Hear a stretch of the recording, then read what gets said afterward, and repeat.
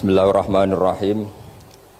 Tabarakalladzi nazzala al-furqana ala 'abdihi liyakuna lil 'alamin nadhira. Allahumma shalli wa sallim ala habibika Mustafa Muhammadin wa ala alihi wa sahbihi asmain. Nama ba'du. Yang sangat kita hormati bersama ini ada Bapak Rektor, ada Bapak On, Bapak Rohidin, semua wakil rektor, semua yang ada di sini dan semua muhibbin, semua pecinta ngaji yang saya hormati. Meneruskan ngaji yang sempat tertunda sudah beberapa kali. Saya memang termasuk orang yang sangat menekuni ilmu seperti yang dikatakan Pak Fathul Wahid lagi.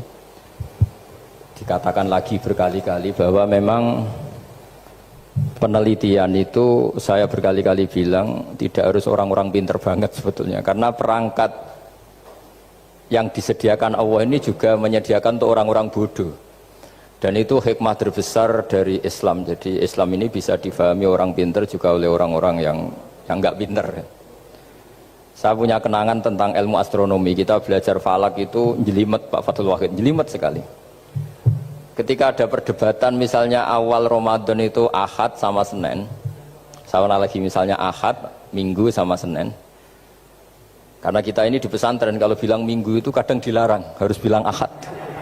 Apalagi kiainya Pak Fathul Wahid di Kudus, Kiai Turehan itu fanatik, itu nggak boleh orang bilang Minggu, harus bilang Ahad.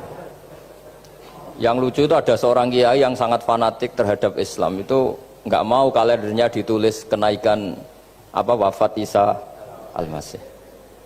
Karena keyakinan umat Islam bukan Isa yang wafat tapi Sibeh Isa. Itu di kalender Kudus kan wafatnya dalam kurung Sibeh Isa. Ya, yang menyerupai Isa, jadi saking fanatiknya tetap menulis sesuai keyakinan. Saya teruskan. Orang kadang bilang begini, cara orang yang tidak mendalami ilmu. Sama-sama kiai, sama-sama ormas Islam kok beda awal Ramadan, sehingga jadi debat Ahad atau Minggu sama Senin. Saya punya mak-mak ya, kalau orang sepuh itu yang dulu ikut buyut saya, jadi saya ini generasi kelima, itu orang itu muammar, ditakdir umurnya panjang. Itu bilang gini, Gus, sebetulnya untuk tahu kalender yang benar mana itu gampang katanya, cari tanggal 15, nanti kelihatan siapa yang salah. Ternyata betul, kalau dihitung Ahad, nanti 15-nya misalnya jatuh hari apa, nanti kelihatan ternyata pas yang dikatakan 15 versi Ahad itu bulan belum purnama. Purnamanya itu di versi mereka yang tanggal 16. Berarti bener mana? Yang Senin kan? Tapi yang versi Senin ternyata betul pas 15 pas purnama. Artinya apa? Allah menyediakan perangkat untuk menguji Senin apa Ahad dengan cara awam, yaitu nunggu tanggal 15.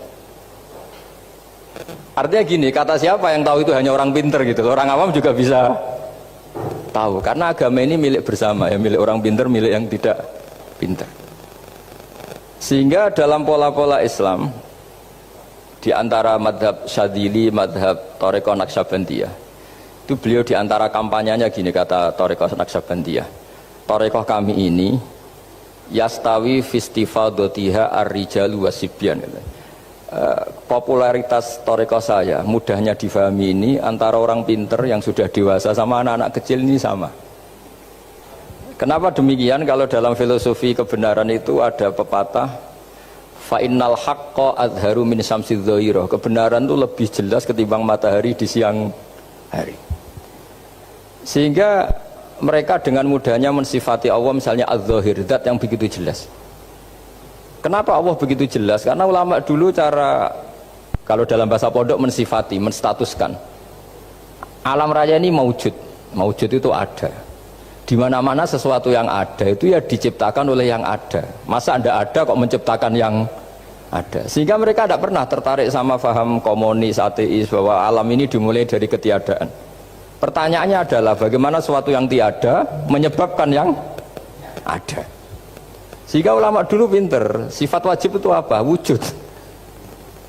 Karena alam raya ini kadung wujud, kadung maujudat, maka Allah harus wujud.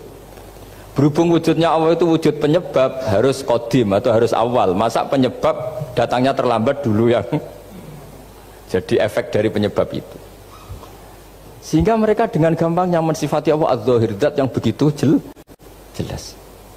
Sehingga Imam Sibawayh ahli nahwu itu juga mengenali Allah lewat teori nahwu. Beliau bilang Allah itu siapa? Allahu a'raful ma'arif, zat yang paling mudah dikenali. Nah sehingga tadi seperti yang dikatakan Pak Rektor, sebetulnya perangkat ilmu seperti tadi menemukan bulan itu diantaranya ditemukan kalau bulan tuh nggak rata itu ya lewat teori gambar, karena sekian jarak punya akibat sekian, punya misalnya kita melihat gunung kelihatannya indah padahal di situ ya ada lubangnya, ada pohon yang tertebang, ada pemandangan yang nggak indah, tapi gara-gara dilihat dari jauh semuanya indah. Maka disarankan orang yang baru nggak suka istrinya terus melihat dari jauh, tinggal minggat lah kira-kira. Kalau ditinggal minggat 2 bulan itu mesti cinta lagi itu, kan fungsinya baru kelihatan itu. Tapi kalau dekat terus tuh mesti sama neknya lah kira-kira gitu, sama mangkelnya. Sehingga itu ya dipakai teori juga dalam silaturahim. Di agama terkenal ada pepatah zuruhiban tasdad hubban. Jadi ya jangan sering ketemu, nanti kamu gampang cinta. Kalau sering ketemu ya gampang bosen lah kira-kira seperti itu. Nah, kemudian teori-teori awam ini dikembangkan. Yang awam, jadi dulu orang menemukan matahari itu besarnya kayak apa, rembulan besarnya seberapa, itu dilihat setiap kita melihat mobil itu jarak 1 kilo masih kelihatan sekian meter, nanti kalau 2 kilo berkurang sekian senti, kalau 3 kilo berkurang sekian senti, terus dikalikan ya kira-kira seperti itu. Kalau rembulan masih kelihatan segede itu berarti kali sekian pengurangan tadi, terus ditemukan.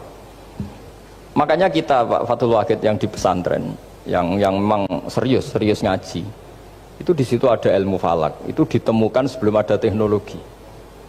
Jadi kita tahu gerhana itu lamanya berapa, terus yang kena gerhana sisi mana, terus itu dihitung.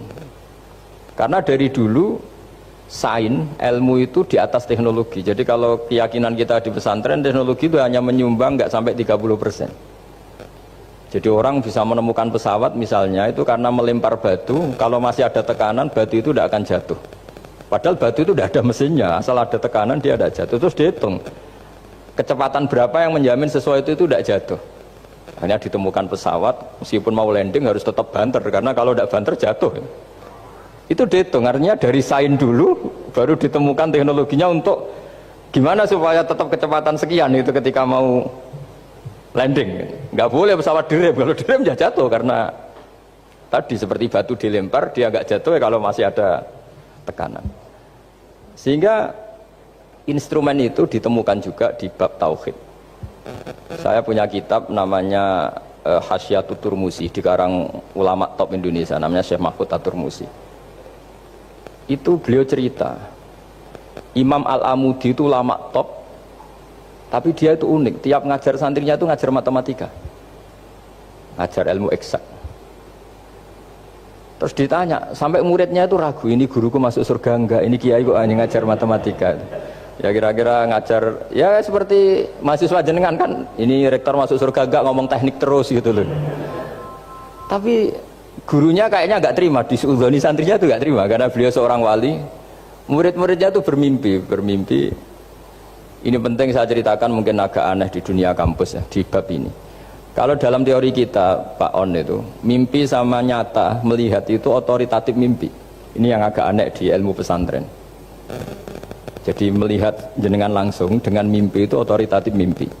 Karena mimpi, ru'yal mukmin dijamin oleh Rasulullah sama dengan 46 juz'un minan nubuwah. Jadi persennya itu besar sekali, 46% dari juz'un minan nubuwah, otoritatifnya. Nah tentu tidur yang benar. Logikanya gini, kata-kata kitab-kitab menjelaskan, orang kalau melihat langsung itu pasti terpengaruhi oleh cinta atau tidak cinta, senang atau tidak senang, sedang butuh apa enggak. Jadi kalau saya sedang butuh dengan Pak Rektor itu melihatnya dengan penuh harapan. Tapi kalau saya sakit mau mati itu senang lihat dokter, karena ini harapan, rektor nggak ngefek gitu kan gitu. Tapi kalau saya politikus ngelihat ketua partai itu lebih respect ketimbang melihat dokter. Jadi gara-gara banyak kepentingan ini melihat itu nggak pernah jujur gitu. Nggak pernah jujur. Jadi kebodohan manusia justru karena melihat itu kalau dalam teori kitab. Makanya kalau dalam teori pesantren itu kebalik, anna sunyamun wa idza matu intabahu. Manusia itu hakikatnya tidur, baru setelah mati bangun. Misalnya kita di dunia nganggap uang itu penting, harta itu penting, jabatan penting. Setelah kita mati ternyata yang paling penting itu hanya sujud. Karena kamu itu kenangan ketemu Allah terbaik itu sujud. Yang kita anggap penting di dunia semuanya tidak penting. Yang kita anggap sepele kayak sholat ternyata itu super penting. Tapi sadar itu nunggu nanti di akhirat. Ya saya ini termasuk syukur yang sadar sebelum sampai akhirat. Jadi termasuk orang yang beruntung lah gitu. Nah, kenapa mimpi itu begitu penting? Karena tadi ketika orang tidur itu off semua, sistem sarafnya, sistem apanya. Yang ada hanya pengendalian Tuhan. Karena dia tidak bisa mengendalikan dirinya sendiri. Apalagi kalau tidurnya benar ya tentu pakai wudhu, terus pakai doa-doa, terus menghadap kayak mayit itulah standar mayit itu menghadap ke kiblat kayak posisi mayit itu. Sehingga dia ada intervensi pada dirinya sendiri, ya tidak punya keinginan dari dirinya sendiri. Kamu kan nggak bisa ingin wah tidur ingin ketemu wanita cantik kan tidak bisa nentukan gitu. Akhirnya ya benar-benar hanya milik Allah. Apalagi kalau kita bacanya benar, terus pikirannya benar. Makanya uniknya dalam Islam adalah doa mau tidur dengan wiridan setelah sholat itu ajarannya Nabi banyak mau tidur. Wiridan subhanallah 33, alhamdulillah 33, Allahu akbar 33 dan disempurnakan seterusnya itu ijazah Nabi kepada Sayyidah Fatimah itu untuk mau apa? Tidur. Bismika wada'tu jambi wa bismika arfa'u sampai doanya panjang. Allahumma aljatu zuhri ilaika panjang sekali doa mau tidur. Saya yakin jenengan ndak hafal dan ndak. Paling ya bismika wada'tu jambi apa? Bismika Allahumma ahyawam. Itu sebagian ustadz bilang itu doa ngaji katanya. Oh, itu. Ada seorang ustadz saking mangkelnya, ibu sudah baca doa ngaji belum? Tak juarai bismika Allahumma ahya bismika wa amut. Wah itu kan doa mau tidur Pak Ustadz. Iya biasanya kalau ngaji tidur. Jadi doa itu kalau itu doa mau. Akhirnya mimpi itu penting. Karena di situ manusia nggak punya nafsu, nggak punya keinginan, sehingga yang ada itu kata Nabi itu ada sittatun wa arba'una juz'an minan nubuwah. Sehingga dulu itu mimpi itu jadi sarana betul. Kita tahu kan cerita orang-orang dulu, Fir'aun itu kurang jahatnya, kurang kelirunya. Dia mimpi ada api dari Bani Israel yang membakar kerajaannya. Dan semua pentakwilnya sepakat itu maksudnya Anda akan dihabisin kerajaan Anda oleh bayi dari Bani Israel. Begitu juga raja zaman Nabi Yusuf itu mimpi kalau ngalami ada 7 sapi yang gendut dimakan oleh 7 sapi yang kurus. Jadi mimpi itu sarana bahkan dari orang kafir. Karena ya tadi yang preman ya nggak ada premannya, yang soleh ya nggak ada solehnya, semua dikendalikan oleh Allah Taala pas tidur. Sehingga tidur ini menurut agama lebih otoritatif asal dengan tidur yang benar. Jangan tidur sambil ngerokok terus terbangun karena ininya kena itu. Nah, cerita-cerita unik begini kalau tidak orang pesantren itu tidak tahu. Karena ini memang khas-khas pembalikan satu fakta yang diyakini orang banyak. Sehingga ulama dulu itu cerita, ini saya teruskan. Imam Amudi itu akhirnya murid-muridnya mimpi. Mimpi di situ tanya, Pak Ustadz, Anda masuk surga enggak ketika hidupnya hanya nerangkan matematika? Oh iya, saya bahkan enggak sekedar di surga. Malaikat dikumpulin Allah untuk mendengarkan presentasi saya ngajar matematika. Jadi kata dia cerita Allah bilang gini ke malaikat, hei para malaikatku, kenapa kamu iman sama saya? Ya karena saya melihat engkau ya Allah, melihat kekuasaan engkau. Tapi imannya orang ini itu melebihi iman kamu. Wah ya tidak bisa saya melihat engkau langsung, ini tidak melihat engkau langsung. Kenapa begitu yakin seperti yakin kita? Oh iya. Terus Imam Amudi, silahkan ajari matematika. Imam Amudi mulai ngajari matematika. Terus beliau ngajari ya sederhana. Angka 2, 3 sampai ribuan sampai jutaan itu bin nisbat ilal wahid nisbatun wahidah, yaitu nisbatul far'i ilal asli. Hanya ngajar itu dok. Dunia ini apapun banyaknya variannya, apapun banyak makhluknya, itu semuanya adalah nisbatul far'i ilal asli. Angka 2 ya cabangnya 1, 1 juta ya cabangnya 1, semua itu dimulai dari 1. Jadi di mana-mana hitungan itu dimulai dari 1. Dan 1 ini harus ada, yaitu Tuhan. Matematika akhirnya malaikat, wah keren juga maksudnya. Keren juga maksudnya. Akhirnya Allah bilang, dan itu didawuhkan juga oleh Rasulullah SAW, tuba liman amana bi walam yaroni. yang hebat tuh imannya orang yang enggak melihat saya. Makanya masyhur itu malaikat ditanya Allah, siapa imannya yang paling kuat? Ya kita, karena melihat engkau langsung ya Allah. Para nabi. Terus tapi yang dari sekian pertanyaan itu jawab sama, yang paling ajaib adalah umat-umat Muhammad di akhir zaman, enggak menangi nabinya, juga enggak pernah lihat surga neraka, tapi iman sama saya. Dan mereka punya cara untuk imannya itu berkualitas sama dengan kamu para malaikat. Ya diantaranya dengan cara logika tadi yang saya utarakan tadi. Am khuliqu min ghairi syai'in am humul khaliqun. Kalau alam raya ini wujud, maka penyebabnya harus sesuatu yang wujud. Masa sesuatu yang enggak wujud menyebabkan yang wujud.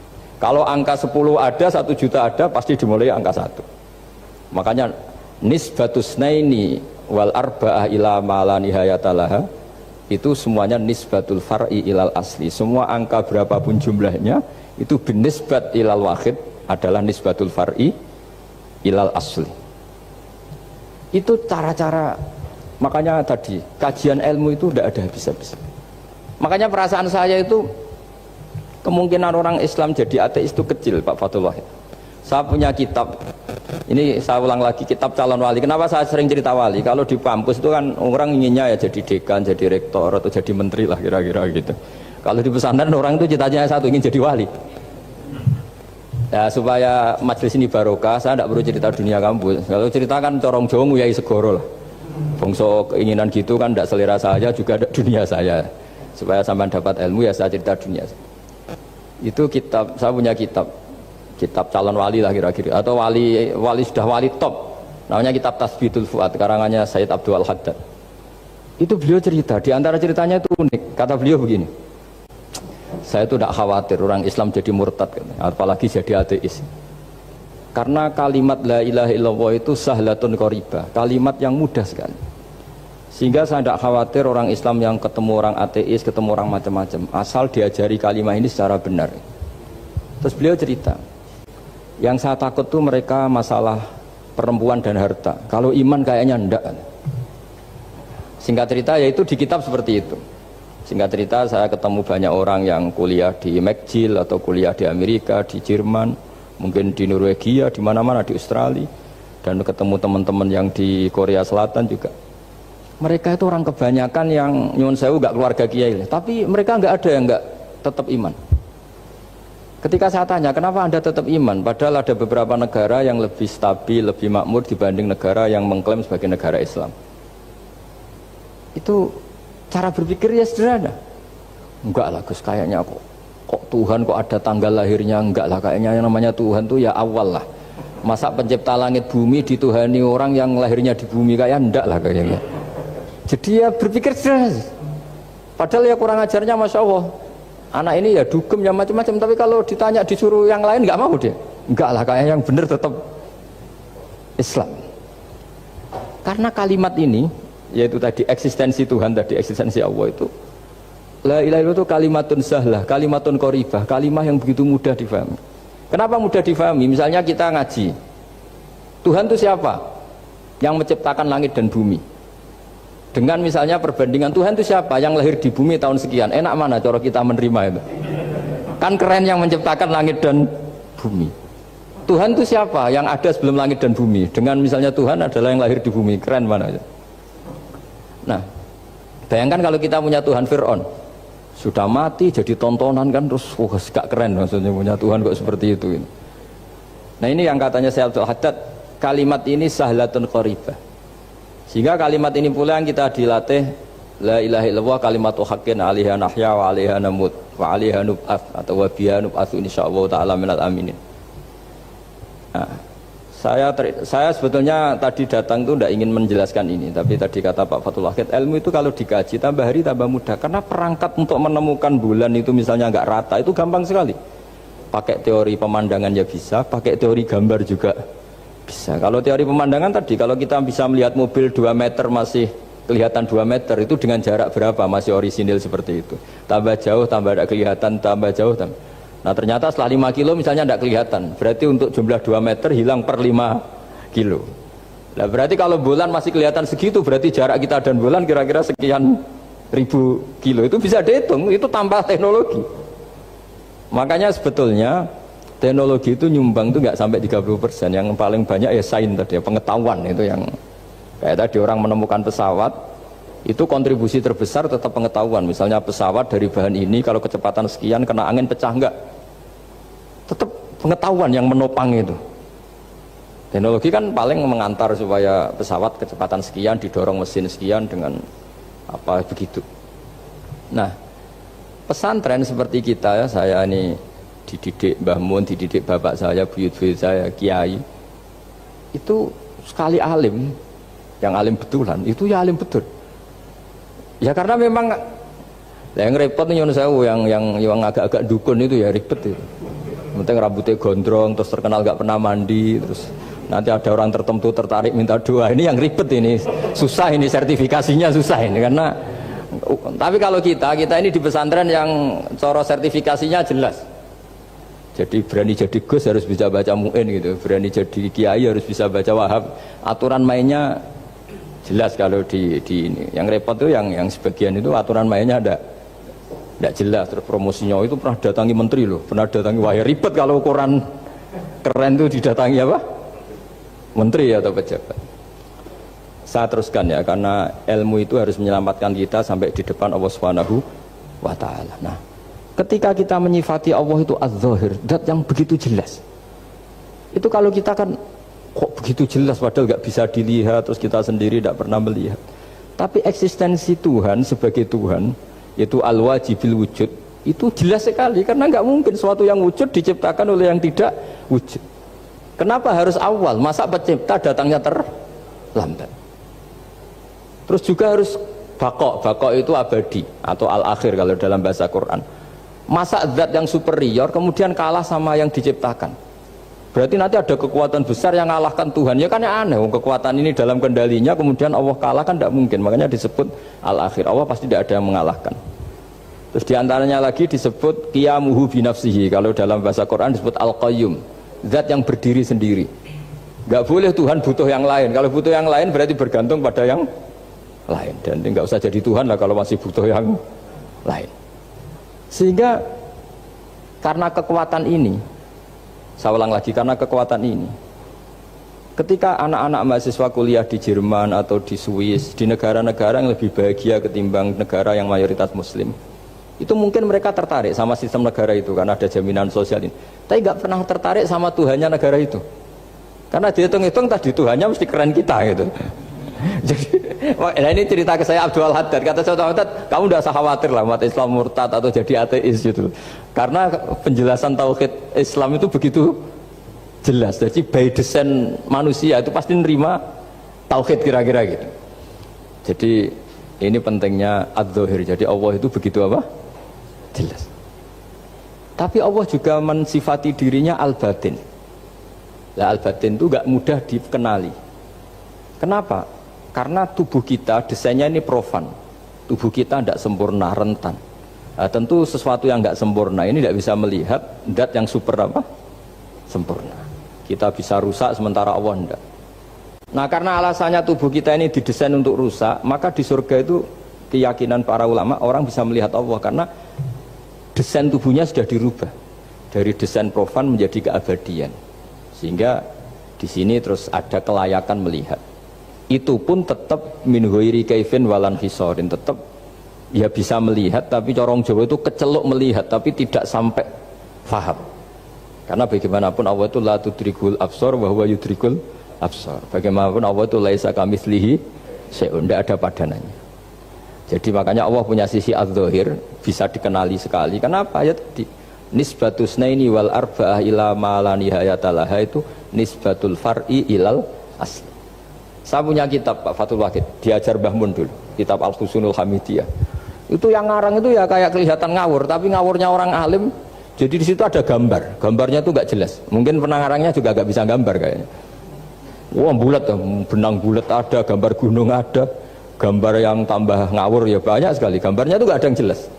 Tapi dari nggak jelas itu beliau bilang gini, gambar yang bulat ini, yang nggak jelas ini, tetap kamu punya rumus kan? Itu dimulai dari satu titik. Mau gambar gedung tingkat 5, mau gambar hutan ada harimaunya, tetap dimulai dari satu titik. Ya alam raya ya seperti itu, mau ada Mars, cek mau ada Jupiter, kayak tetap dimulai dari situ titik. Nah ini namanya nuqtatul wujud, titik kewujudan, yaitu Allah Subhanahu wa ta'ala. Sehingga ketika kita ngaji, ketika di pesantren dulu, penjelasannya adalah Al-Quran maknanya dipadatkan di Fatihah, Fatihah dipadatkan di Bismillah, katanya Bismillah dipadatkan di titiknya Ba. Nah titik Ba ini dianggap titik awal wujud, bi kana makana wa bi yakunu mayakun. Kira-kira Allah mentitahkan karena saya semuanya yang ada, dan karena saya yang mau ada bisa saya adakan. Nah, itu sirinya lah. Jadi menerangkan tauhid itu pakai gambar. Gambarnya keliru sekali lah kalau dalam orang seni mesti melihat gak seni itu. Karena dia gak butuh gambarnya, butuh mau menjelaskan buat dunia sebanyak ini, buat alam raya sebanyak ini tetap dimulai dari satu titik. Nah, sehingga di sini ada tauhid qul huwallahu ahad, Allahus samad, tak seterusnya. Nah saya mohon lewat penjelasan ini ya, baik orang yang ahli teknik maupun ahli medis, ahli apa saja, tolong latihlah memberi penjelasan yang mudah, sehingga agama ini mudah dicerna. Sehingga kalau ini dijelaskan cara mudah beragama itu jadi gampang. Makanya ciri utama agamanya orang-orang baik itu satu, man radiya billahi robba. Radiya itu seneng banget. Kenapa senang banget? Karena memang agama ini nyaman, indah. Jadi datang dengan kebenaran yang mudah dicerna. Coba kalau agama ini datang dengan cara misalnya gini, kamu harus menuhankan ini, dan kita tahu itu lahirnya di bumi, kan ada yang ganjel. Kok Tuhan sama buminya dulu, buminya ini gimana ini? Kan pusing. Bu Anda profesor nggak bisa jawab itu. Tapi kalau Tuhan itu adalah yang ada sebelum langit dan bumi, kan? Ya iyalah, masa Tuhan terlambat datangnya, kan terus enak gitu loh menerimanya itu. Makanya diantara kekalahan Fir'aun berdebat, ya Nabi Musa ya Nabi lah, juga proses ya. Nabi Musa ketika ditanya Fir'aun, wama Rabbul Alamin, Tuhan kamu itu siapa? Jawabnya Nabi Musa, Rabbus samawati wal ardi, yang menuhani langit dan bumi.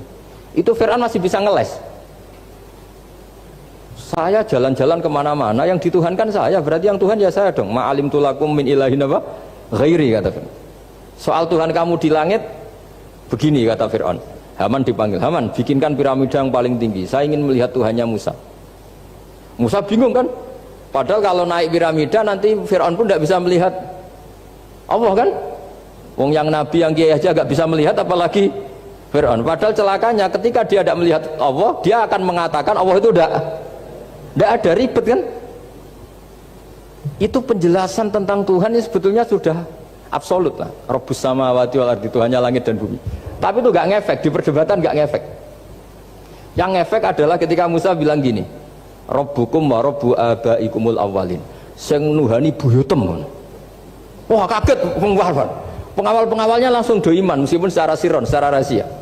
Iya, nah Quran pangeran berarti buyutnya rada pangeran. Kan pangerannya putu nih, berarti buyutnya wah ribet kan. Ya kalau Fir'aun Tuhan, bapaknya tambah Tuhan kan, mbahnya, buyutnya. Akhirnya kata pengawal Fir'aun, geblek tenan Fir'aun.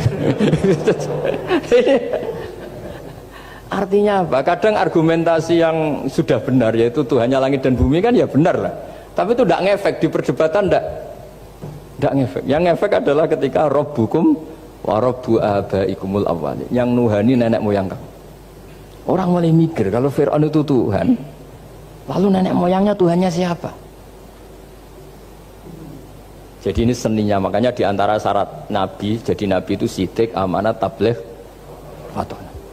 Fatona itu ada kecerdasan. Dulu Nabi ya sering dibully, jangan kira Nabi itu nggak sering dibully, sering juga Pak Rektor. Jadi ada unta itu kena kudis. Kudis itu ya jenis penyakit menular lah. Nabi dengan teori tawakalnya, Nabi itu punya dua teori, kadang pakai teori tawakalnya, kadang pakai teori preventif. Makanya Nabi pernah ngendikan kalau ada penyakit menular di situ, kamu jangan di situ. Itu pakai teori preventif. Tapi kadang Nabi pakai teori tawakal. Nabi menghentikan la adwa wala tiarota, tidak ada penyakit menular. Terus orang-orang yang ya usil lah kira-kira gitu, ada unta kena kudis, dijejerkan yang waras. Ternyata yang waras ikut kudisen lah, ikut sakit. Senang orang ini. Ya Rasulullah, ini saya jejerkan, ternyata yang nggak tertular jadi tertular. Padahal engkau bilang nggak ada penyakit menular. Nabi jawabnya lucu. Faman a'dal awwala. Kalau yang pertama ini tertular siapa? Dia dikira Nabi itu kalah karena melihat unta yang kedua. Ternyata Nabi enggak, ketika dipanggil ya Rasulullah ini unta agak gudikan, tak jajarkan yang kudisen, ternyata ikut kudisen. Berarti penyakit itu menular. Tapi Nabi jawabannya faman a'dal awal. Lalu yang kena penyakit pertama tertular oleh siapa? Wah itu asli dari Allah. Ya maksud saya seperti itu kata Nabi. Nah itu yang dikatakan fatona. Jadi Nabi itu harus punya sifat apa? Fatona. Karena dengan kecerdasan itu Nabi bisa berargumentasi. Kayak tadi, ketika Fir'aun dikatakan Allah yang menuhani langit dan bumi, Fir'aun masih mengklaim dia Tuhan. Karena di mana-mana dia dituhankan. Tapi ketika diingatkan bahwa kamu anak seorang manusia, punya bapak, punya kakek, punya buyut, punya canggah kalau bahasa Jawa. Lalu kalau kamu yang Tuhan, dan Tuhan dimulai Anda, lalu mbah-mbah kamu Tuhannya siapa? Gak bisa jawab kan? Akhirnya banyak punggawa yang saat itu iman. Jadi iman itu bisa menghunjam kepada siapa saja termasuk yang orang-orang topnya Fir'aun. Sehingga ketika Fir'aun rapat Musa harus dibunuh besok, tangkap besok, sebagian mereka itu membocorkan informasi itu. Datang ke Musa, tadi malam kita ikut rapat, keputusannya Anda dibunuh, maka larilah kamu. Itu barokahnya iman. Artinya ya karena logika Musa lebih masuk akal ya mereka lebih percaya sama Musa. Tapi gara-gara profesi ya tetap kerja dan yang mulai ribet tuh ya mulai ribet jadi makanya kamu jangan tanya kaifa hukmul mukmin sing yukhfi imanahu, bagaimana hukumnya orang mukmin yang menyembunyikan imannya demi aman. Ya tidak usah kamu jawab. Kalau kamu jawab boleh ini kok kayak pecundang. Kalau kamu jawab haram, pernah terjadi itu. Wa qala rajulun mu'minum min ali fir'auna yaktumu imana. Ya, ini khazanah ya, jadi saya mohon mengkaji Islam itu harus dengan sisi-sisi yang bisa difahami orang pinter juga orang bodoh. Kata Imam Ghazali banyak itu, karena hadatin itu harus difahami orang pinter juga orang bodoh. Terus contoh yang paling populer tentu sering saya utarakan masalah iddah. Iddahnya orang terceraikan itu 3 kali masa suci. Kalau menurut Abu Hanifah 3 kali masa haid. Orang pinter tahulah kalau perempuan sedang haid, menstruasi pasti sedang tidak hamil. Sehingga kalau dia sudah haid 3 kali ada kepastian tidak hamil. Kalau tidak hamil artinya apa? Nggak ada sperma dari zaut awal, suami pertama yang jadi anak dia. Padahal tujuan iddah adalah nanti kalau di hubungan suami istri sama suami kedua jelas anaknya suami kedua. Tapi kalau andai kan tidak ada iddah kan malam hubungan suami istri, pagi bentrok cerai, terus kawin. Kumpul suami istri lagi terus nanti anaknya itu anaknya siapa? Kan nggak jelas. Kalau sampean bisa klaim lewat DNA juga mungkin secara ilmu objektif Pak Rektor. Masalahnya juga bisa disuap kan? Saya sering dibantah orang-orang itu. Wah Gus DNA itu otoritatif karena gini-gini nggak mungkin bohong kamu. Ya DNA-nya nggak bohong, pegawainya bisa disuap kan? Kayak nggak tahu manusia apa nggak tahu Indonesia nggak tahu terus. Itu yang sensitif itu yang mulai wilayah sensitif itu. Nggak tahu manusia apa kayak nggak tahu Indonesia. Manusia aja ya sudah. Berarti Anda sangat nasionalis. Jadi ribet kan? Maka dianjurkan ada iddah. Dengan iddah selesai berarti benar-benar perempuan ini baru atur rohmi, rahimnya steril dari unsur mani zaut awal. Dan kalau 3 kali masa suci itu artinya apa? Kira-kira 3 bulan. Kira-kira ya. Wal mutallaqatu yatarabbasna bi anfusina salah satu apa? Huru. Pertanyaannya kalau 3 bulan, andai kan tidak pakai teori ilmiah, menstruasi itu sudah teori ilmiah. Ada yang tanya ke saya, Gus kenapa harus sampai 3 kali padahal menstruasi pertama pasti sudah ada hamil? Saya jawab, menstruasi pertama itu namanya keluar darah. Nggak ada jaminan kalau itu haid, bisa saja keluar darah karena kaget, karena kecelakaan, karena apa. Sehingga kalau misalnya perempuan diceraikan, Gus saya sudah haid, yang jamin kalau itu haid siapa? Maksudnya keluar darah dengan makna tidak hamil. Bisa saja keluar darah kali ini faktor kaget ya, atau faktor kecelakaan. Tapi kalau sampai 3 bulan karena per bulan haid sekali, itu meskipun haidnya keliru, haid keliru itu misalnya sebetulnya itu enggak darah haid tapi darah penyakit istiqatoh, kan tetap kelihatan. Masa 3 bulan enggak bleeding joro Jawa? Kan mesti bentuknya tubuh sudah rubah. Artinya kata ulama-ulama, agama ini nggak bisa hanya mengacu ilmu. Kalau mengacu ilmu haid sekali sudah cukup. Tapi kenapa harus 3 kali? Karena 3 kali orang awam tahu semua kalau itu sedang hamil atau tidak hamil. 3 bulan dari dicerai kan kelihatan kalau hamil ya bentuk tubuhnya sudah rubah, kalau enggak. Intinya agama ini harus agama yang mudah difahami orang pinter, juga difahami orang yang tidak pinter. Kayak tadi bulan tadi, saya juga gak ngira kalau orang goblok jadi pinter itu. Jadi ini cerita ya. Jadi supaya kita meskipun di lembaga kampus, di lembaga modern, jangan lupa tradisi-tradisi kebodohan ya diabadikan lah kira-kira itu. Karena bodoh kadang ya penting. Makanya kalau cerita di dunia wali itu kaca, Anda boleh gak nerima cerita ini, tapi Anda harus percaya kalau kekuasaan Allah itu tidak terbatas. Kenapa orang Madura begitu mencintai kiai? Sebetulnya niatnya ya agak baik, tapi ya baik, nggak baik tapi baik. Ada santri itu Madura, dia saking percaya sama kiai itu ya khidmah, bikin teh, masakan kiai, mijitin kiai, pokoknya waktunya diberikan semua untuk kiai. Dan dia nggak pernah ikut ujian, apalagi ujian kelulusan disertasi dokter nggak pernah dia. Kalau sekolah nggak pernah ikut ujian. Sudah ya saya ridho jadi orang bodoh, sementing ikut jenengan. Suatu saat orang ini mati. Kiainya tuh pusing, waduh mati. Nah, ini di dalam alam mimpi itu, kamu boleh gak percaya, nggak wajib percaya memang. Ini kan ada akidah, jadi tidak wajib percaya. Ditanya sama malaikat, Marabbuka, Tuhan kamu siapa? Jawabannya lucu, malaikat kamu itu gimana? Di mana-mana tanya ya sama orang pinter, orang bodoh kok kamu tanya? Pusing kan malaikatnya. Di mana-mana namanya tanya, itu ya sama orang pinter, masa orang bodoh ditanya? Yang bener aja kamu. Makanya bodoh ini ya senjata, makanya ini kita kalau pinter ya alhamdulillah, kalau bodoh ya alhamdulillah. Karena bodoh itu penting. Kalau negara ini tidak makmur, yang disalahkan mesti para rektor. Gunanya apa ada rektor kalau nggak solusi bagi bangsa ini? Orang bodoh pasti nggak disalahkan kan? Nanti kalau ada hisab, kenapa Indonesia carut marut? Yang dipanggil Allah itu menteri, rektor, pasti itu. Apa kontribusi Anda sebagai orang pinter, sebagai profesor, sebagai orang bodoh aman? Santai, nggak kena panggilan kan? Karena ada harus bertanggung jawab. Akhirnya terus malaikat tanya, lalu yang pinter siapa? Yang di atas itu, kiainya yang nalkin itu, yang di atas itu. Walhasil kiainya itu karena wali itu dengar, ya boleh cung bodoh kok terus nganti wis mati. bodoh kok kamu bawa sampai mati. Jadi kadang orang bodoh itu ya pinter tadi, malaikat tuh kamu itu gimana? Di mana-mana tanya itu ya sama orang pinter, orang bodoh kok kamu tanya. Ya ribet kan kalau sudah ketemu seperti itu.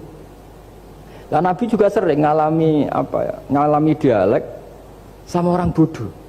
Kadang Nabi yang ngalah, kadang logikanya orang bodoh itu lebih gampang. Itu ada orang pencari dob itu semacam kayak biawak ya. Tapi tidak biawak, kayak semacam biawak. Ketemu Nabi, kamu tahu kalau saya ini Rasulullah? Tidak tahu ya. Ya kamu harus iman kalau saya ini Rasulullah. Hatta yu'mina laka hadad dob. Ya kalau hewan ini iman sama kamu ya saya iman. Ribet kan ukurannya itu. Waduh, untung Nabi betul. Terus Nabi tanya, Dob, kamu tahu kalau saya Rasulullah? Terus Dobnya saat itu bisa bicara asyhadu annaka Rasulullah, terus baru iman. Imannya tanya, kenapa kamu iman sama Rasulullah? Hewan aja tahu kalau dia Nabi, apalagi manusia.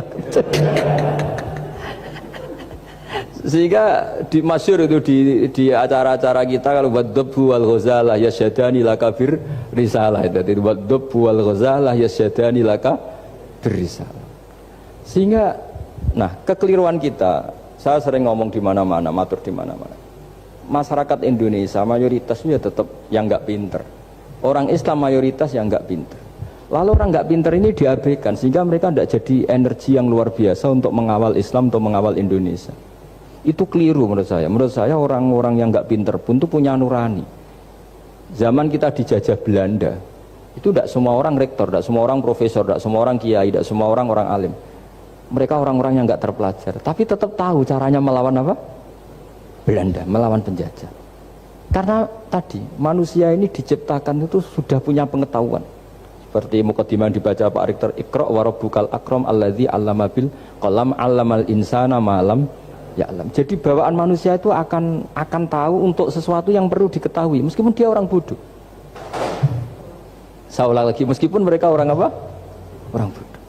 Ya, di sini ini Islam datang yastawi fistifadatiha fistifadati syariah ar-rijal wasibyan, bahwa ukuran kebenaran itu adalah siapapun mudah tahu.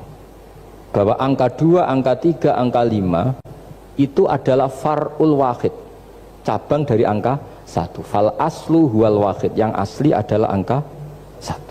Dan 1 ini harus 1. 0, itu ditemukan untuk setelah ada angka 1, jangan keliru kamu. Tanpa ada angka 1 tidak ada 0, 0, ada gunanya kalau ada 01. Misalnya ada orang bilang, tapi kan ada 0,5, tetap saja harus ada angka 1, nggak bisa. Kamu bayangkan 0,5 kan karena ada 1. Artinya apa? Kamu bilang separuh dari 1. Tapi itu pun karena sudah ditemukan aljabar. Makanya kalau dalam matematika Arab, mungkin di sini banyak orang eksak. Kalau matematika Arab itu mudah sekali Pak. Orang Arab itu nggak mau bilang 2,5. Misalnya zakatnya tijarah itu 2,5. Itu kan kalau kita zaman SD kan garap porogapit. Itu orang Arab nggak mau. Saya pernah cepet-cepetan garap matematika, yang ahli matematika sama saya itu cepet saya. Karena saya pakai matematika bodoh. Justru itu gampang. Kalau orang Arab cara berpikir gini, kalau bilang 2,5 itu rubu'ul usur. Apa? Rubul usur. Dari rubul usur gini, 1/4 dari 1/10. Jadi misalnya 100 1/10-nya berapa? 10. Setelah 10 1/4-nya berapa? 2,5. Jadi bertahap, rubul usur. Sehingga misalnya gitu, 1 juta kan angkanya nolnya kan 6. Kalau kamu porogapit 2,5 kan kuweselan dia porogapit. Kalau orang Arab gampang, 1 juta 1/10-nya berapa? 100, 1/4-nya 25, berarti 2,5-nya 1 juta 25.000. Orang Arab bilangnya rubu'ul usur, 1/4 dari 1/10. Jadi di 1/10-kan dulu baru di 1/4. Jadi lebih cepat. Sampai pakarnya tanya, Gus kok bisa gini? Wah, aku anak kiai ngawur ya. Saya ini, makanya banyak orang pesantren itu pintar matematika. Sebetulnya matematika yang model, ya sebenarnya kayak agak model bodoh itu. Tapi itu gampang, orang awam gampang. Kalau kita kan enggak, misalnya zakatnya zuru, zakatnya tanaman itu 1/10 atau 1/20. Kalau orang Arab enggak mau 1/10 atau 1/20. Berarti kalau 100 ton atau 100 pintal berarti berapa? 10 atau 5 kan? 1/10-nya 100 berapa? 10. Kalau 1/20-nya 5. Kalau hitung-hitungan di fikih zakat orang modern kan 1/10 atau 1/20. Kalau orang Arab nggak mau bilang gitu. Zakatnya zuru itu al-usyur 1/10. Berarti per 100 ton misalnya 10. Atau nisful usyur, separuh dari 1/10. Jadi nggak mau bilang 1/20. Usyur atau nisful usyur. Gampang mana coba? Ya kan, usurnya kan 10. Kalau nisful usur 5 atau 1/20. Daripada gawe porogapit, wah seruat. Jadi kita ini yang kelihatan goblok matematikanya ya pinter juga gitu. Meskipun juga tetap goblok karena ada nekuni gitu. Sehingga di pondok itu ya dulu diajarkan faraid, falak itu ya gampang sekali karena memang hitungan Arab gitu. Kalau bilang 2/3 itu sulusani apa? Jadi 6. 2/3-nya 6 berapa? 6 sulusnya berapa? Sepertiganya 2. Nah, sepertiga itu sepertiga 2 kali. Berarti berapa? 4. Ya, 6 itu 2/3-nya kan? Pokoknya bahasa Arabnya sulusan. Kalau orang terjemahnya berapa? Kalau orang 2 kali sepertiga apa? 2/3. Sulusan itu 2/3. Nah, itu kalau orang Arab bilang nggak 2/3, sulusani. Sepertiga 2 kali. Jadi 6 di sepertiga dulu 2. Nah 2 itu 2 kali. Berarti berapa? 4. Jadi itu. Nah Quran itu ya kira-kira gitu. Jadi kelihatannya goblok, tapi itu pinter gitu. Yang porogabit kelihatannya pinter, tapi tidak pinter. Ukuran orang pinter yang mempermudah yang sulit, jangan mempersulit yang mudah kan gitu. Makanya saya bilang ini yang pinter yang mana itu. Nah, Saya kembali lagi ke tadi. Jadi agama ini datang dengan sebegitu mudah. Sampai matematika yang katanya sulit, itu matematika Islam itu mudah sekali. Karena tadi, misalnya kalau 1 miliar zakatnya 2,5% berapa? Kan pusing kan? Tapi kalau kamu pakai teori rubul usur 1 miliar, usurnya 100 juta. Seperempatnya 25 juta. Berarti per 1 miliar. Gampang mana coba sama ngomong itu? Nanti ada yang nyeleduk gampang kalkulator Gus. Ya ribet lagi kan kalau kalkulatornya pas hilang. Atau pas dipakai anaknya belajar daring ribet kan HP-nya. Jadi ini cerita ya. Jadi seperti yang dikatakan Pak Rekro tadi, sebetulnya ciri utama ilmuwan atau ulama atau profesor atau doktor itu usahakanlah yang mudah itu, yang sulit itu menjadi apa? Mudah. Yuridullah bikumul yusra wa la yuridu bikumul usra. Sehingga kata Imam Alamudi, dia menjadi wali besar itu justru karena belajar tauhid. Yang dari belajar matematika tadi, dari matematika dia tahu bahwa angka berapapun jumlahnya itu binisbat ilal wahid, itu semuanya nisbatul far'i ilal asli. Semua itu cabang dari satu. Alam ini kayak apa besarnya, apa Mars, ada Jupiter, tetap semuanya nisbatnya ke Allah adalah nisbatul far'i ilal asli. Semua itu diciptakan oleh pokok yang satu, yaitu Allah Subhanahu wa ta'ala. Saya kira demikian. Assalamualaikum warahmatullahi wabarakatuh.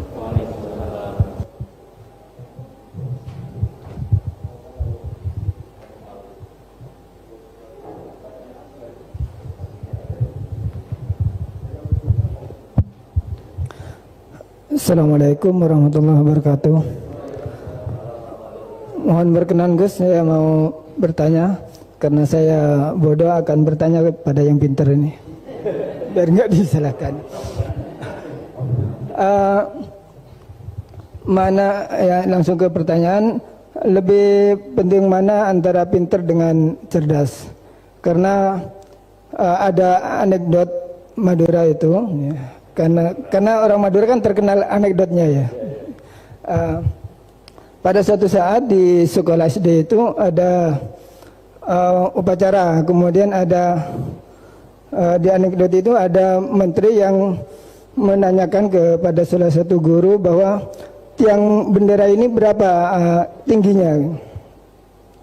Oleh seorang guru itu manggil murid untuk naik ke tiang bendera itu untuk mengukur tingginya tiang bendera itu. Kemudian sama seorang pejabat itu ditegur, kenapa susah-susah dinaikin tiang bendera itu? Enggak ditidurkan aja biar tidak mengundang bahaya. Dijawab oleh seorang guru tadi, tadi Bapak kan menanyakan tingginya tiang bendera. Kalau ditidurkan itu bukan tingginya tapi panjangnya. Nah ini itu kan panjangnya bukan tingginya. Jadi kalau menanyakan tingginya maka harus dinaikkan dulu gitu. Diukur ke atas. Nah itu terkait dengan anekdot itu saya bertanya itu ya, penting mana atau lebih utama mana antara pintar dengan cerdas. Terima kasih Gus. Ini karena pertanyaannya anekdot, saya jawabnya juga anekdot. Itu kalau kita di pesantren itu gudangnya, itu kan biasanya korbannya orang Madura, tuh kasihan juga sama orang Madura. Itu kalau mereka ketangkep polisi ditanya, sudah tahu ini pelanggaran, tahu Pak? Kenapa tetap melanggar? Gak tahu Bapak di situ sih. Jadi itu kan cerminan pikiran kita semua. Kalau gak melanggar itu bukan karena takut aturan, takut ketangkep polisi. Sudah tahu kalau pelanggaran, tahu Pak? Kenapa melanggar? Nggak tahu Bapak di situ. Ribet kan? Tapi sebetulnya jawaban dari pertanyaan jenengan itu ya sebenarnya Anda pasti tahu lah. Ini kan antara cerdas dan pinter itu mungkin ya pinter itu ya cerdas, cerdas ya pinter. Yang jelas mengetahui sesuatu yang semestinya itu ya kecerdasan, dan mengetahui itu ya namanya pinter gitu. Cuma tadi yang menterinya memang tanyanya ketinggian, di mana-mana yang bentuk tinggi itu ya begini gitu kan. Kalau begini orang sudah bilang bentuk panjang gitu. Jadi ya dalam hal ini ya pinter dan cerdas anak SD tadi yang naik tadi. Karena ya tetap dia memang benar-benar ngukur ketinggian itu, bukan kedataran. Nanti lama-lama ini bukan panjang Pak, tiduran.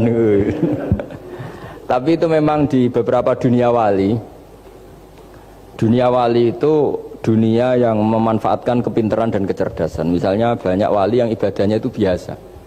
Ditanya kenapa kamu ibadahnya biasa? Loh Allah itu enggak diuntungkan oleh ibadah saya. Ya sudah, saya ibadah standar saja lah yang wajib-wajib.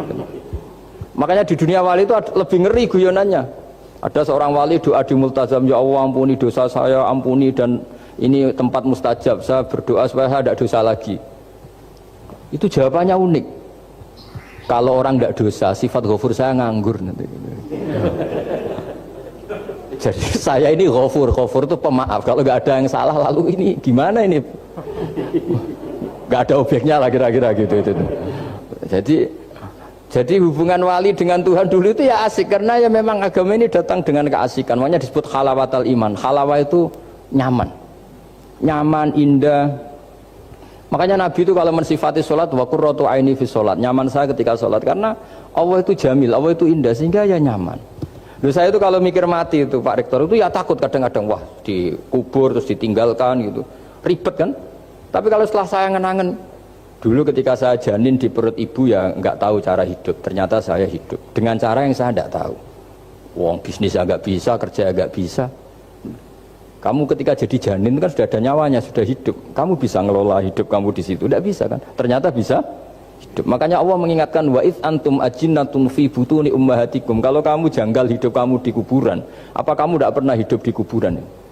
Yaitu ketika kita masih janin di perut ibu. Kalau ibu kamu senang renang, ribet kan, sudah dalam perut, orangnya renang lagi. Udah gitu. Kadang-kadang ibu kamu sembrono, sudah ada janin masih goreng-goreng. Kalau kepeletihan gimana itu? Tapi Allah tahu cara ngelola kehidupan kita zaman masih apa? Janin. Ya kita hidup, ya ada bayi yang gendut, bahkan sampai disesar karena saking gendutnya. Wah itu bayi tauhidnya tinggi, itu sudah tahu kalau yang ngurusi Allah, ndablek saja dia sampai gendut. Ya artinya kalau sedang lihat itu ya sudahlah. Zaman saya hidup ketika janin ya tidak tahu caranya hidup, ternyata ya hidup. Ketika kita jadi zigot, jadi apa, masih mani, masih sperma, nggak tahu caranya jadi orang, ya tahu-tahu jadi orang. Kita nggak tahu kenapa mani yang gitu ada jadi rambut, hidung, jadi macam-macam.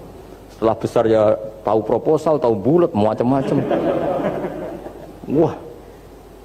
Makanya kalau Kiai itu pinter anekdot. Saya pernah disewani istri Pak Rektor, melarat sekali, melarat betul. Melarat jelek, kebetulan yang tanya saya itu jelek. Wah beneran ya kata saya. Istri perempuan, Gus suami saya itu miskin Gus, doain kaya Gus, supaya hidup saya itu enak. Terus tak guyoni. Nanti kalau suami kami kaya, pertama yang dievaluasi, rumah Gus ganti, ya rumah diganti, mobil diganti, lama-lama yang diganti kamu. Karena apa? Rumah sudah bagus, mobil sudah bagus, yang nggak bagus itu kamu. Pasti diganti, tak jamin itu kata saya itu. Terus dia bilang, ya udah nggak usah Gus. Jadi untuk, karena saya ini ya mikir, saya ini kiai kan jaga image, sampai saya doakan tidak mandi kan jatuh. Ya sudah mendingan itu, mendingan tak kasih pengertian itu. Kalau suami kamu jagain, kamu ganti apa? Rumah kan, terus mobil kan. Lama-lama yang dievaluasi apa? Oh kamu pasti apa? Istri kan. Jangan-jangan trennya orang kaya kan gitu kan. Trennya orang kaya kan, ya gitulah. Terus dia udah nggak usah. Jadi artinya itu kecerdasan. Kiai gitu itu kecerdasan. Karena kalau doa tidak mesti mustajab juga kan. Udah kiai top gitu, doanya ngobos juga kan, ribet kan. Akhirnya ya sudah gitu aja. Ya saya kira demikian. Tes. Bismillah. Assalamualaikum warahmatullahi wabarakatuh. Gus, saya yang bertanya, tadi antum sempat membahas tentang sifat-sifat Allah yang sempurna.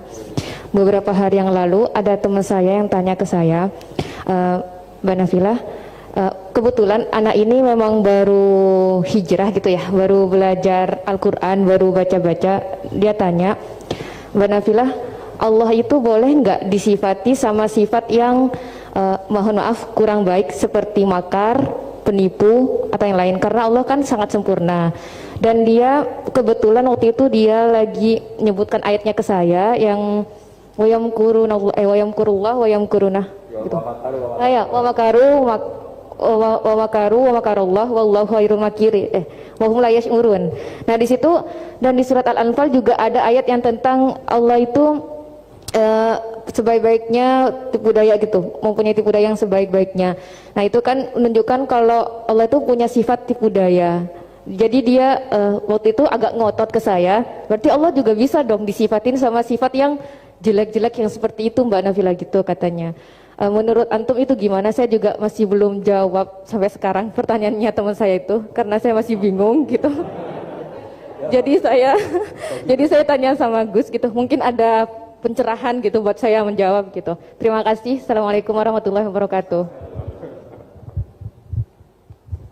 Itu begini ya, jawab seperti itu rileks saja. Yang jelas jenengan harus terima kasih sama yang tanya, nganggap jenengan pinter itu. Sampai tanya itu berarti nganggap jenengan pinter.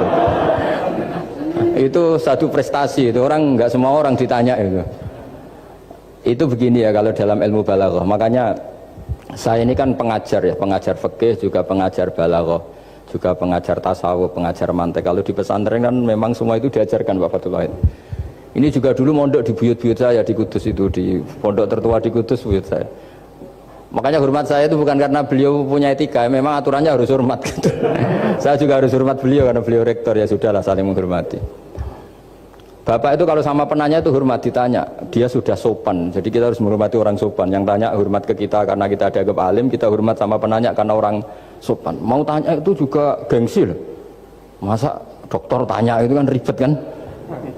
Saya kemarin ditawani di Unisula, masuk dikasih dokter honoris causa. Kenapa Gus gak mau? Saya takut kalau masuk neraka, masa dokter masuk neraka karena saya. Kan ya tidak lucu juga itu. Akhirnya dokter-dokter itu, iya Gus saya udah pernah kepikiran ya.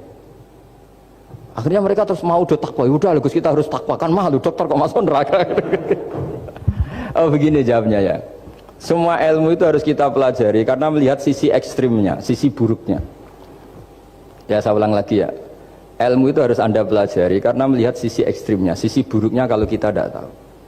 Sehingga dengan cara itu kita tahu secara serius. Misalnya nikah sekali gak sah kategorinya zina. Misalnya. Kenapa anak angkat dilarang oleh Islam? Saya ulang, kenapa anak angkat dilarang oleh Islam? Kalau mau baik saja, tapi gak perlu ada anak angkat. Karena apa? Sekali perempuan ini tadi ditulis misalnya binti Fathul Wahid, binti Bahauddin, itu nanti di KUA itu dikira itu walinya. Padahal hakikatnya tidak walinya. Maka enggak. Nah, ketika ini menikahkan, nikahnya sah enggak? Enggak kan? Karena dinikahkan oleh orang yang hakikatnya tidak walinya, itu satu. Sisi ekstrim kedua adalah ini nyata pernah terjadi. Anak ini kuliah terus pacaran. Ternyata pacaran sama kakak kandungnya. Jadi itu ceritanya ada anak dari Bojonegoro tipe anak angkat sama orang Jakarta. Singkat cerita sama-sama dewasa kuliah. Sampai pacaran, sampai mau kawin. Nah, pas mau kawin itu yang lamar adalah Pak D-nya. Pak D yang Bojonegoro datang ke Jakarta. Terus dia ngetik, ini kok rumah yang dulu saya titipin ponakan saya. Ternyata itu adik kandung. Karena si adiknya tadi pakai binti langsung yang Jakarta. Sehingga anak Bojonegoro perasaannya pacaran sama anak Jakarta. Nah, di sini kelihatan betapa hebatnya Islam ketika benar-benar melarang anak angkat dengan makna menasabkan. Kalau dengan makna kasih sayang nggak apa-apa ya, tapi kalau dengan makna menasabkan nggak boleh. Paham ya? Karena ada sisi ekstrim nanti bahayanya tadi. Nah, terus, nah ilmu balaghah juga gitu. Di antara ilmu sisi ekstrimnya ilmu balaghah adalah kalau kamu tidak memahami balaghah, maka kamu akan mengatakan Quran ini bohong. Karena kamu tidak tahu tasbih itu apa. Terus misalnya gini, Allah memaklumatkan di Quran bahwa orang kafir itu sumum bukmun umyun. Sumun artinya itu budak, apa tuli. Bukmun artinya bisu. Umyun artinya buta. Itu kalau kamu nggak ngerti balaghah, maka faktanya apa? Ternyata orang kafir tidak tuli, tidak bisu, tidak buta. Tapi kalau kamu ngerti balaghah akan tahu ini tasbih yang balik, perumpamaan yang sempurna, kesusastraan. Jadi kalau orang muji Nabi itu gak boleh bilang anta kasamsi, itu kurang keren. Kamu ibarat matahari kurang keren. Kafnya dibuang, anta samsun, anta bedrun. Kamu matahari, kamu rembulan. Nah, kalau orang sedang pacaran itu kalau bilang kamu ibarat bunga, itu kurang keren. Wah kamu ya bunga saya itu kan terus keren kayak. Nah itu balaghah. Nah di antara balaghah itu ada namanya wal ityan bil kalimah lil musyakalah. Jadi mendatangkan kalimat bukan dengan makna semestinya tapi lil musyakalah. Musyakalah itu perimbangan. Wa makaru wa makarawah, mereka bermakar dengan tipu daya. Wa makarawah, dan Allah pun melakukan itu. Berarti Allah menipu daya mereka. Ya enggak. Kalau dilakukan orang baik itu namanya kecerdasan. Tapi kalau dilakukan orang dolim itu namanya tipu daya. Jadi misalnya gini, ada orang bikin alarm supaya maling itu terdeteksi atau pakai CCTV, itu namanya kecerdasan. Tapi kalau maling pakai CCTV untuk kalau nyolong, ngerti pergerakan yang punya rumah. Jadi sama-sama melakukan itu tapi beda. Sama mati juga gitu. Ketika kita pecundang matinya mati sangit gitu. Tapi ketika kita pahlawan matinya mati syahid. Artinya ya sama-sama mati. Nah, di balaghah itu ada istilah musyakalah. Musyakalah itu ayat itu sebenarnya banyak, Mbak. Ada yukhadi'una Allaha wa huwa khadi'uhum wa yamkuruna wa yamkuruwah wa makaru wa makaru, itu banyak. Jadi di antara sisi yang harus kita pelajari dari ilmu balaghah adalah kalimat itu banyak yang tidak semestinya. Ya tadi misalnya kita bilang coba kamu jalan dulu. Kalau kita bawa mobil, maksudnya mobil itu jalan, kita duduk, tapi kalimatnya tetap sudah kamu jalan dulu. Mau naik mobil kok dibilang jalan. Jadi berdiri juga gitu. Ya yuhal muddathir kum fa'anzir, kum berdirilah kamu. Berdiri maknanya mengurus sesuatu yang serius, itu orang Arab bilang berdiri. Sehingga disebut wayuki munas sholat, dan mereka mendirikan sholat. Apa semua sholat itu bentuknya berdiri? Nah, nuruti cangkem elek kan protes ya? Makanya begitu juga sholat itu harus menghadap kiblat. Yang benar aja, kalau pas sujud menghadap apa coba? Menghadap tanah kan? Jadi kalau nurutin bahasa ini nggak ada yang benar gitu. Maka berhati-hatilah dalam bahasa, karena bahasa itu nggak jelas. Kalau kamu sedang senang istri kamu, mesti bilang gini, wah saya cinta kamu karena kamu cantik. Harusnya istrinya tersinggung. Sehingga gini, berarti suatu saat kalau saya jelek Anda sudah tidak cinta kan? Kebetulan para istri tidak pinter sehingga dipuji gitu ya seneng. Sebetulnya itu tidak pujian, itu bahaya itu. Berarti dia mencintai saya sejauh saya masih cantik. Kalau enggak ya sudah macam-macam. Dan ya rata-rata macam-macam betul itu. Artinya bahasa itu nggak usah dimaknani. Makanya saya kemarin bilang sama Pak Rohidin itu, Mbok ya UI itu kalau ngaji misalnya Bukhari dengan pemaknaan ulama. Karena maknani bahasa ini satu pekerjaan yang kalau tidak ulama tidak bisa. Apalagi bahasanya Rasulullah SAW. Bahasa itu susah. Dalam keseharian saja kita maknani susah, apalagi bahasanya Quran dan hadis. Ya contoh paling gampang gitu. Wa yuqimunas sholat, mendirikan sholat. Kita berdiri tegak demi bangsa ini. Memangnya perang harus berdiri, kadang harus tiarap kan? Jadi bahasa itu selalu sering, kalau di balaghah disebut hakikat dan majas. Ada makna hakikat, ada makna. Dan itu harus kita kaji. Kalau enggak ya fatal, memang hasilnya fatal. Kalau enggak ya. Makanya saya dulu ketika ngaji itu ya banyak santri yang agak kurang ajar betul. Sampai Sang Rajana gini Pak Khalil, Anda orang teknik pasti tahu. Gus, soft paling baik itu yang mana? Soft awal kata saya gitu. Baru agak baik kedua, ketiga. Ya kalau gitu gampang Gus, masjid tuh bikin selatan utara, semuanya soft jadi awal. Selagi bentuknya barat timur pasti ada dua tiga. Paksa mereka di soft awal dengan desain masjid selasa utara apa? Bukan panjang ya, selatan utara, sehingga semuanya di soft awal. Terus dia tanya lagi, lalu soft paling baik mana? Yang sisi kanannya imam kan itu urutannya. Ya sudah, imamnya letakkan paling selatan, sehingga semua makmum posisinya di kanan.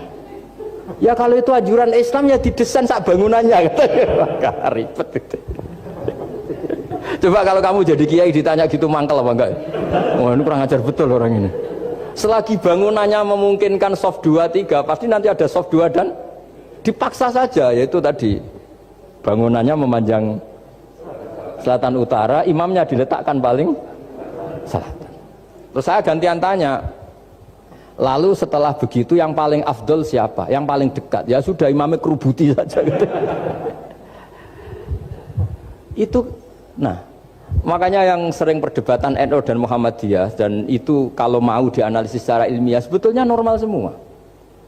Karena teks hadis itu memang butuh pemaknaan. Nabi, saya beritahu ya, Nabi itu kalau habis sholat itu memang di semua teks itu akbala ali nabi wajih.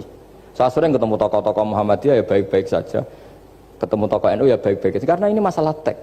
Saya ulang lagi, karena Rasulullah SAW idan sorofa min sholatihi akbala alaina biwajhi. Nabi setelah sholat itu menghadap ke musolli, ke makmum, kira-kira kalau Indonesia menghadap ke timur. Tapi di sebagian riwayat, Nabi itu kalau habis sholat itu melakukan sesuatu yang menunjukkan kalau dia sudah selesai sholat. Jadi filosofinya itu yang penting memaklumatkan kalau beliau sudah sholat. Karena dulu itu begini, Nabi itu kan tokoh sentralnya, beliau akramul khalqi, beliau sayyidul anbiya wal mursalin. Sehingga orang tuh kadang lari itu dari jarak 7 kilo, 6 kilo, 7 kilo lari supaya menangi sholat bersama Nabi. Nah, ketika mereka jadi posisi masbuk itu tertinggal oleh imam. Kalau Nabi posisi tetap menghadap ke barat dengan posisi orang sholat, nanti yang baru datang ngira Nabi masih sholat. Dan kalau kadung makmum ternyata Nabi sudah selesai. Itu sholatnya namanya nggak sah. Karena apa? Mengikuti orang yang hakikatnya sudah ada sholat. Terus semenjak itu jadi ilmu. Maka kesunatan bagi imam setelah salam harus memaklumatkan ke hadirin kalau sholatnya selesai. Itu bisa dengan gerakan menghadap ke makmum atau menghadap ke utara atau apalah pokoknya. Yang penting jangan rokokan lah misalnya itu. Ya pokoknya itu aja disarah-sarah. Ini cerita pendapat ulama, bukan pendapat saya. Jadi segampang itu ulama. Sehingga ya orang-orang yang alim dari kelompok Muhammadiyah yang lihat NU yang begitu ya biasa, yang alim melihat Muhammadiyah gitu ya biasa. Karena kita ini masalah teks. Apa? Masalah teks. Teks itu mesti orang akan memaknai secara proporsional. Saya berkali-kali menyontohkan kemarin ngaji di Ulil Albab. Wa ma min amin illa wa yukhayyalu takhsis. Tidak ada kalimat umum kecuali terbayang khususnya. Enggak boleh kalimat selalu umum. Misalnya saya contoh paling gampang itu tadi.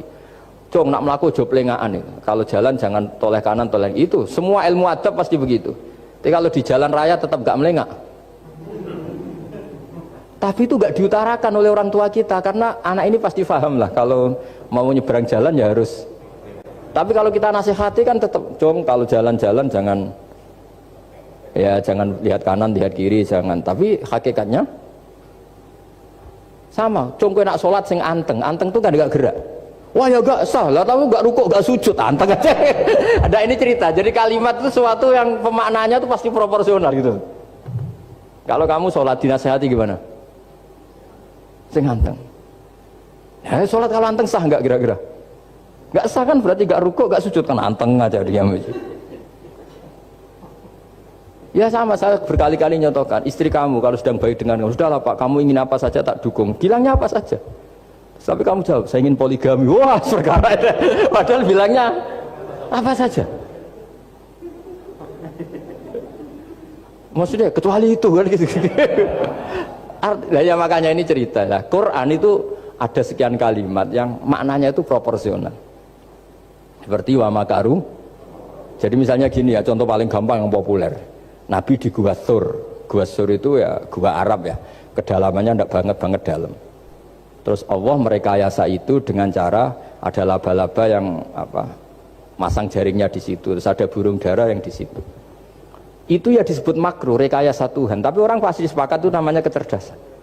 Karena orang kafir yang mengklaim dirinya cerdas, dirinya terlatih, dirinya ahli mendeteksi musuh, ternyata hanya ditipu seperti itu, nggak tahu. Nah karena ini pekerjaan kesalehan disebut kecerdasan. Apa disebut? Tapi andaikan sebaliknya, nyuwun sewu, ada orang lari dari kejahatan, terus merekayasa seperti itu disebut rekayasa karena bentuknya kejahatan. Jadi ada sesuatu yang sama, tapi ketika dilakukan orang soleh itu baik, karena nanti itu disebut kecerdasan. Kalau dilakukan orang dolim itu buruk, karena itu disebut rekayasa. Ya kira-kira seperti itu. Baik, mohon izin satu lagi Ustaz dari komentar YouTube dari Bapak Kristiano Sulistianto. Gus, bagaimana dengan orang bodoh yang dijadikan sebagai pemimpin? Bagaimana dengan pertanggungjawabannya? Sekian Ustaz. Begini ya, kalau bodoh dengan makna kita ini kan biasa mengkaji Quran ya, terutama kita yang di pesantren, yang dosen VAI atau siapa saja yang nekuni ilmu Quran. Ada sisi manusia itu punya sifat permanen yang oleh Allah disebut wa kanal insanu dzaluman jahula. Manusia itu banget bodohnya kata Allah. Sudah banget bodohnya, banget dolimnya. Sehingga kita bilang bodoh itu sebetulnya bukan ngenyek ya. Ya memang manusia mau tidak mau harus bodoh lah. Teorinya gampang, yang perlu diketahui itu kan banyak. Toh kita harus dititipi ilmu hanya sedikit. Dari yang banyak tahu sedikit itu namanya apa coba? Bodoh kan? Jadi sifat bodoh itu tidak perlu kita hindari banget. Mbok kita sudah alim, sudah alama, sudah apalah, tetap ada saja yang kita tidak tahu kan. Lalu pertanyaannya, gimana kalau orang bodoh itu mimpin? Bodoh apa? Kalau bodoh tentang uang ya bagus. Makanya Nabi pernah ngendikan aksaru ahlil jannah al-bulhu. Nanti penduduk surga terbanyak itu orang-orang bodoh. Misalnya ada rektor, menteri, pejabat, gak pernah korupsi. Itu teman-temannya bilang pinter apa bodoh? Teman yang kroni itu bilang apa? Bodoh kan? Oh punya kesempatan, oh tidak diambil. Itu namanya bodoh. Tapi kalau malaikat bilang ini pinter gitu, karena bisa mengendalikan apa? Nafsu. Nah, makanya kalau pertanyaannya gimana hukumnya orang bodoh yang mimpin? Bodoh apa? Kalau bodoh cara mimpin ya memang keliru betul. Wong bodoh cara mimpin kok tetap mimpin. Tapi kalau dia bodoh, nggak tahu caranya korupsi, nggak tahu caranya selingkuh, nggak tahu caranya nggak bener, itu ya pinter itu. Karena Nabi itu yang unik, kadang muji itu aksaru ahlil jannah al-bulhu, masyhur hadis itu. Kebanyakan penduduk surga itu orang-orang bodoh. Sampai Mbah Mun tuh kalau guyon ya lebih guyon timbang jenengan. Kata Mbah Mun gini, aku itu saake suar wargane wong-wong bodoh, saake kenaan malaikat. Kan di surga itu orang akan dikasih sesuai keinginannya. Wong desa-desa itu taunya makan enak kan jadah, terus uduk gitu. Terus bayangkan cantik tuh ya orang ya kayak gitulah, orang desa rodok melek sidik ya cantik, terus bangir sidik ya cantik. Karena surganya memberi yang diinginkan, akhirnya menunya ya itu saja. Karena dia kan nggak pernah makan pizza, terus nggak pernah melihat orang cantik Pakistan, Turki, jadi seleranya ya itu. Jadi kata Mbah Mun, mulane wong sing pengalaman, jadi kok surgane mewah. Itu kan bayangkan kamar mandi, mungkin ya kamar mandi di kampungnya kan itu udah bagus ini. Ya saya tidak tahu apa betul begitu apa enggak, ini guyon itu. Nah bodoh ya seperti itu. Jadi kalimat bodoh itu ada bodoh beneran, itu memang bener-bener bodoh. Tapi di beberapa ilmu tasawuf, bodoh itu kadang dipuji, yaitu tadi aktaru ahlil jannah al-bulhu. Kebanyakan penduduk surga itu orang bodoh, ya kayak kita. Kalau kita rektor atau menteri keuangan atau pejabat kok tidak korupsi, itu kata teman-teman KKN kita itu apa namanya? Bodoh kan, ada kesempatan kok nggak dimanfaatkan. Tapi kata orang-orang baik itu pinter. Pemimpin ya gitu Pak Rektor. Jadi saya merasakan jadi kiai, saya itu nggak suka mimpin. Karena sebetulnya takut kalau orang ini tidak mandiri. Semua kok tanya kiai, semua tanya. Ya kadang orang sangat percayanya kiai itu ngasih nama anaknya saja tanya kiai. Padahal bisa baca kitab. Kadang ya dia doktor dari Al-Azhar. Ya kamu itu ngalim kok nama saja tanya kiai, apa memang kamu nggak bisa? Wah biar barokah Gus kalau nama dari jenengan, ribet kan? Ini kan ribet. Akhirnya saya tidak mau, barokahnya tidak mau, itu terus mereka mau memberi nama sendiri. Makanya kata bapak saya itu kalau ono imam masjid wis tuwek ngimami terus itu gak istiqomah hak jenenge, mau digenti. Jadi artinya kalau ada seorang imam masjid tuwek sudah batuk masih ngimami saja. Di satu sisi itu pinter ya, di mana-mana kalau ada yang tua sama yang muda ya didahulukan yang tua. Tapi kalau pertanyaannya itu kalau di bab adab, tapi kalau nanti temanya regenerasi, ini tersangka enggak? Ya saya ulang lagi ya, ada imam tua sudah batuk-batuk. Kalau temanya akhlak dibenarkan. Di mana-mana kalau ada yang tua yang jadi imam ya tua. Tapi kalau temanya regenerasi, tersangka kan dia. Lah ini lainnya gimana ini kok enggak regenerasi? Artinya gitu. Makanya saya bilang kalimat bodoh beneran apa bodoh yang relatif nisbi. Jadi manusia itu seperti itu, makanya disebut wakanal insanu zaluman jahulah. Di bab adab dia benar jadi imam, tapi kalau babnya regenerasi salah. Makanya kalau jadi pemimpin berkali-kali, makanya benar Indonesia dibatasin 2 periode. Harusnya kalau teori pengalaman, benar mana presiden ketiga sama kedua? Benar ketiga kan lebih punya pengalaman. Tapi kalau dibalik pakai teori regenerasi, memangnya orang Indonesia hanya dia tok yang bisa jadi presiden. Tapi kalau pertanyaannya, yang belum pernah jadi presiden sama yang pernah jadi presiden, kira-kira mimpinnya tahu mana? Ya kalau yang manusia itu bisa dibolak-balik gitu. Makanya saya berkali-kali bilang agama yang urusan sosial itu tidak ada pakemnya. Gimana hukumnya orang soleh berteman orang fasik yang dugem yang apa? Buruk. Nggak boleh orang soleh berteman orang fasik, takutnya ketularan. Tapi kalau dibalik, boleh nggak orang soleh membina orang fasik? Boleh, bisa bina kalau berteman. Kamu bisa bina orang tanpa berteman? Nggak bisa. Tapi kalau pertanyaannya, boleh nggak orang baik berteman orang buruk? Nggak boleh kan?